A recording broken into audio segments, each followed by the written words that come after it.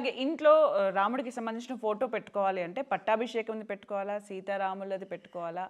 రామ, లక్ష్మణ మొత్తం అందరిది కలిపి ఉన్నది పెట్టుకోవాలా? హనుమంతుడిది, రాముడిది పెట్టుకోవాలా? ఇది వారి వారి సంకల్పాలకు సంబంధించి వారి వారి ఆలోచనలకు సంబంధించి అంశం ఉంటుంది. ఇష్టాన్ని బట్టి ఉంటుంది. ఒకే రాముడు ఉన్నటువంటి చిత్రాలు ఉంటాయి, విగ్రహాలు ఉంటాయి. తర్వాత పట్టాభిషేకానికి సంబంధించి నిండుగా ఉంటుంది కాబట్టి రామలక్ష్మణ భరత శత్రుఘ్నులు ఉంటారు, వారితో పాటు ఆంజనేయ స్వామి ఉంటాడు. కాబట్టి ఆంజనేయ స్వామి కలిసి ఉన్నటువంటి పట్టాభిషేకం యొక్క చిత్రమే ఇండల్లో పెట్టుకుంటారు. ఏదన్నా మనస్సులో ఉండడం ముఖ్యం అన్నింటికంటే. ఎందుకొరకంటే పట్టాభిషేకం అయిన తర్వాత అందరికీ కానుకలు ఇస్తూ ఉన్నటువంటి సందర్భంగా ఆంజనేయ స్వామి కూడా ఒక హారం ఇచ్చారు. ఆ హారం యొక్క వాటిని కొరికి చూస్తున్నాట ఆంజనేయుడు.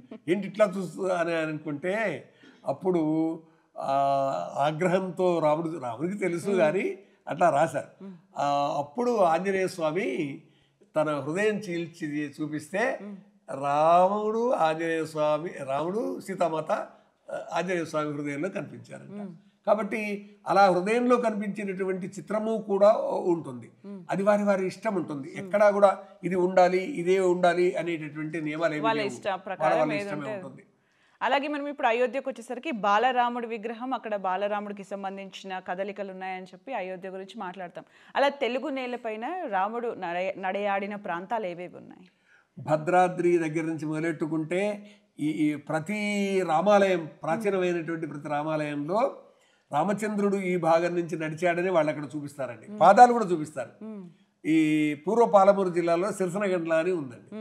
అక్కడ కొండ మీద రాముడి నడిచినటువంటి రామపాదాలు అని చూపిస్తారు. ఇది వాళ్ళ యొక్క నమ్మకాన్ని బట్టి ఉంటుంది.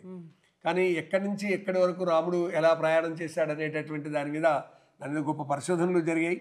ఏ ప్రాంతంలో రామచంద్రుడు సీతారామ లక్ష్మణులు తిరిగారు అనేటటువంటిది ఉంది. మనకు తెలుసు దండకారణ్యం మనకు తెలుగునాట దగ్గరనే ఉండేటటువంటి అది. అటువైపు నుంచి ఈ విధంగా లంక వైపుగా రాముని ప్రయాణం సాగింది అనేటటువంటిది నిజమండి.